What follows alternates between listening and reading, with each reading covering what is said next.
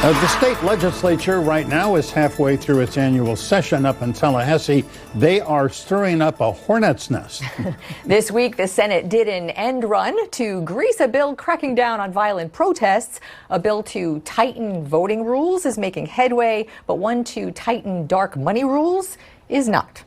Two South Florida lawmakers are here now to talk about it all. Senator Annette Taddeo is a Democrat from South Miami-Dade, vice chair of the Committee on Ethics and Elections, and Representative Daniel Perez is a Republican from Miami. He's in line to be Speaker of the House, and we're hearing some kind of feedback from someone there, so turn your volume down as we try to Skype our way through COVID this week in South Florida. Great to see you both. Welcome. We're glad you are with us. Representative Perez, let me begin by asking you about the executive order the governor issued on Friday on vaccination passports. He says it goes against the whole American principle of individual liberty to have businesses or institutions require proof of a vaccination for COVID to receive goods and services. Do you agree with the governor? Hey, how are you guys? And thanks again for having me. Yeah, I agree with the governor. I think where the governor is coming from is we all suggest everyone that is able and willing to take the vaccine that they go ahead and do so. But making the vaccine mandatory is not what government is for, although we strongly suggest it and many people have taken us up on that offer. My office specifically is doing 400 a day starting yesterday, and we'll be in a shopping center across FIU until Tuesday. I do think that we need to trust people. We need to let Floridians make decisions for themselves. And those that want to receive the vaccine, they should. And those that don't, well, that's their choice. And we need to respect that.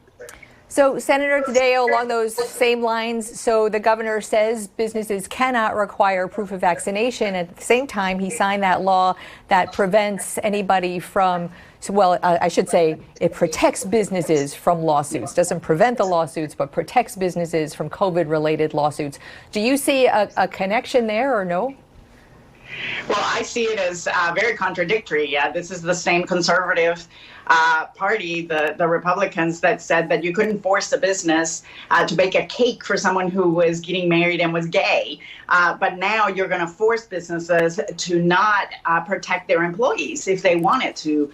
This is contradictory. And listen, even George Washington had required his troops to be vaccinated against smallpox. So we need to make sure that people get vaccinated, and we need to give businesses the rights that they should have to protect not only their employees, but those people that visit them. I think that it's really hard for people to go visit a restaurant if they don't know, because you have to take your mask off. They don't know if the person has been vaccinated or not. I think it would be good for business to know that. And that's the reason why I think the government shouldn't get involved in those business decisions. Yeah. Representative Perez, can you just clarify that? Does it force businesses to not do something? That's kind of a double negative. I want to make sure we all understand that.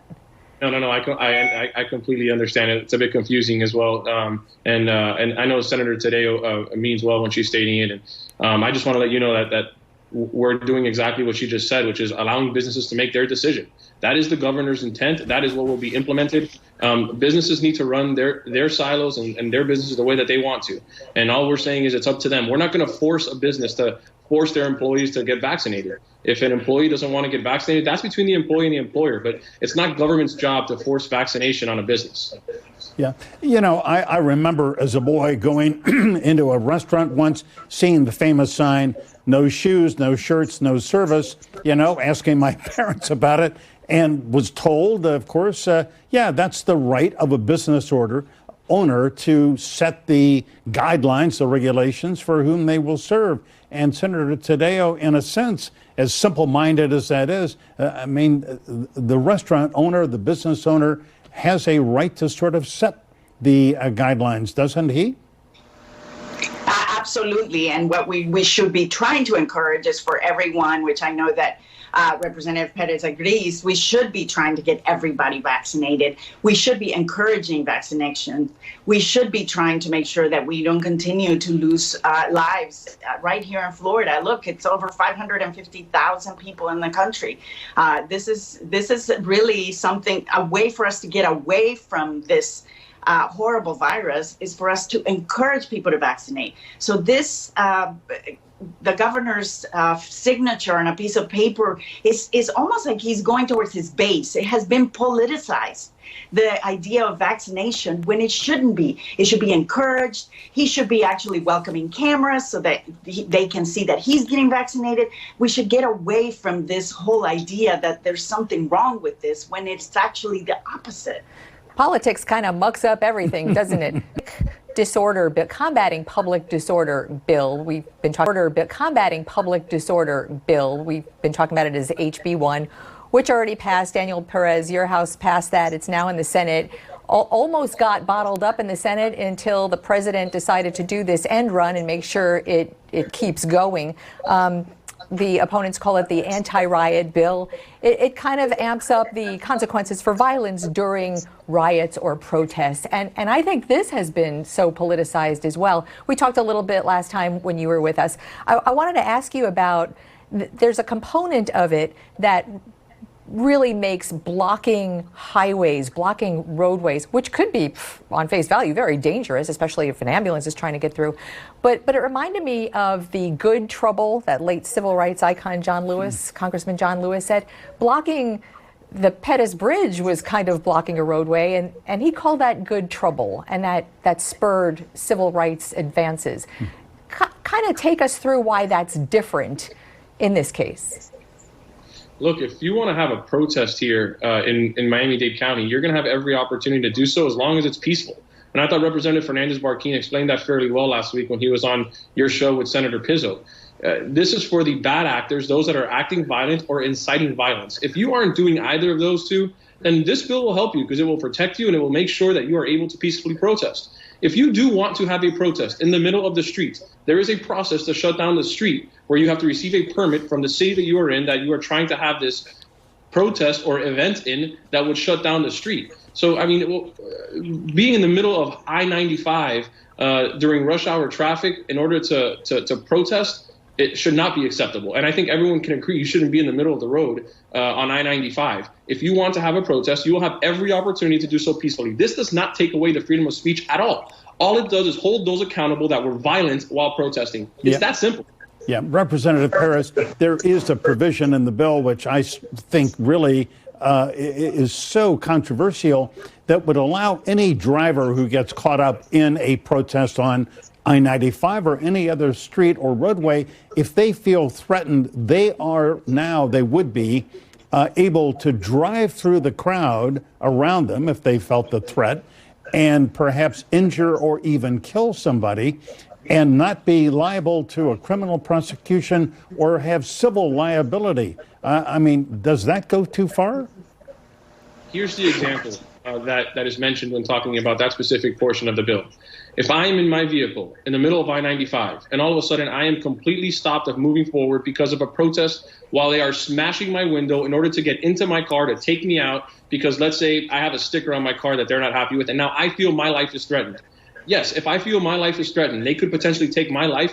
I need to get out of where I'm at, the situation that I'm in, which would be in my car, completely pinned in without any other resolution on how to get to my safety net. So what I would have to do is move forward in that time.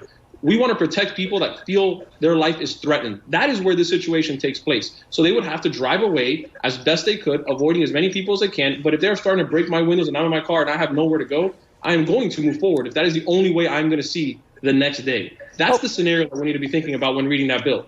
Okay, and we want to get Senator Annette Taddeo, we want to get your perspective on all of that, and we'll have to wait a couple of minutes because we need to take a break, so stay tuned. Hold on, Annette, we'll be right back to you. You're first up when we come back.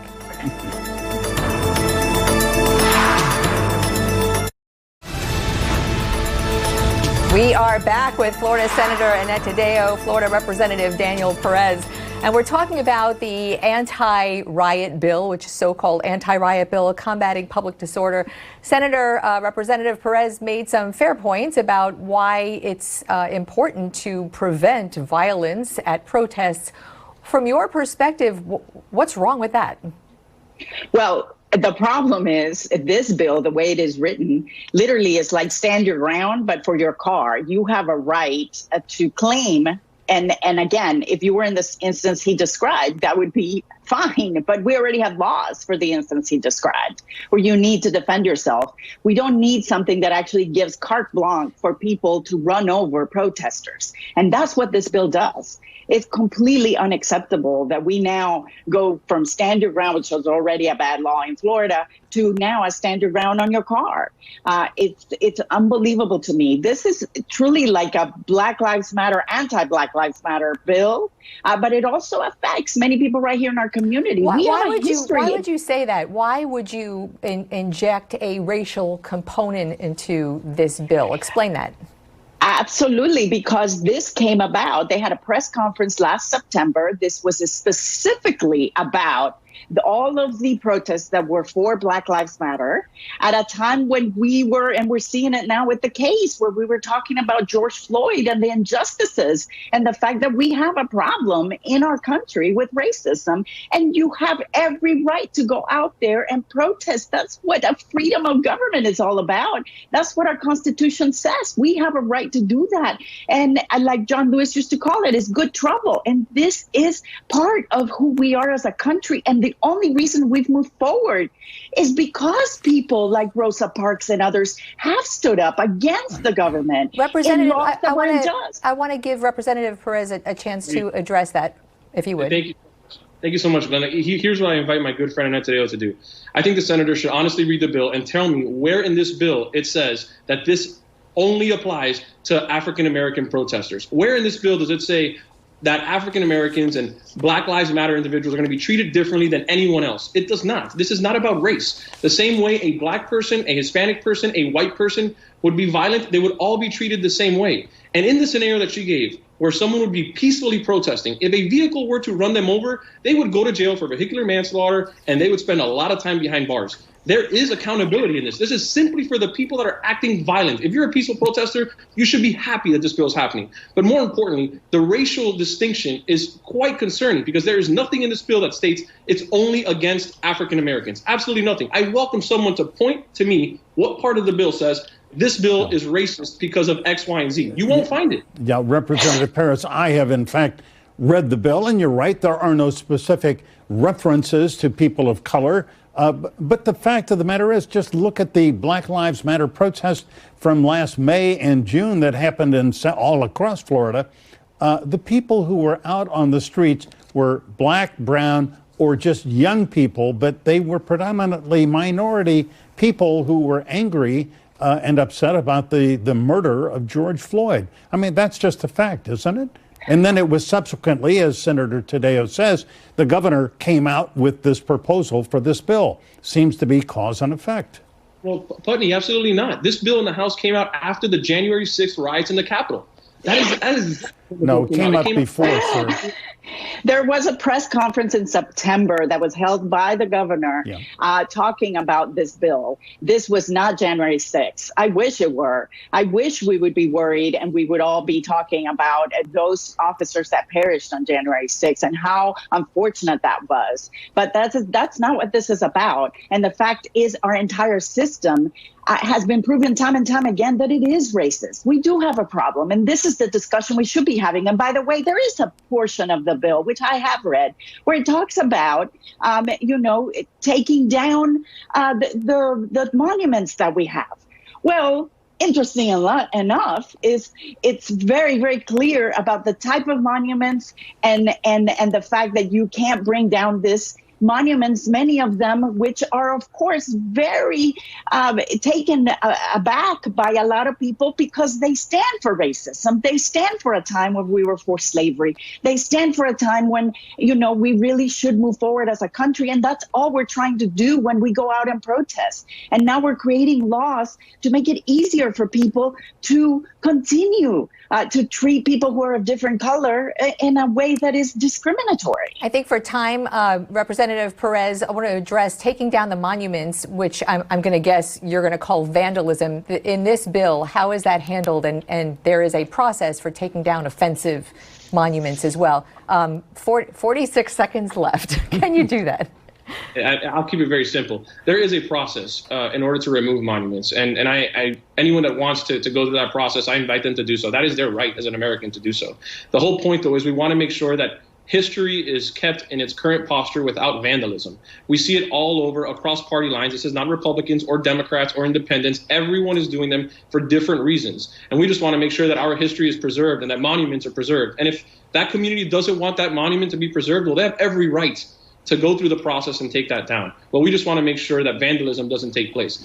Everything about the bill is against bad actors. And, I wish we could have a conversation without automatically putting race into things. I mean, there is real policy in this bill. And if you read it based on policy, you'll understand where we're coming from. And when I say we, it's not about just the House or the governor. It is about the legislature. And when the majority votes for it, that is where the intent is coming from. It is just to make sure that we do things the right way. And if good trouble exists while doing it the right way, then everyone will be able to continue providing good trouble the way that Senator Tadeo was explaining a couple minutes ago. All right. Representative Dan Perez, thank you very much for joining us again. And Senator Annette Tadeo, always good to see you. Thanks very much.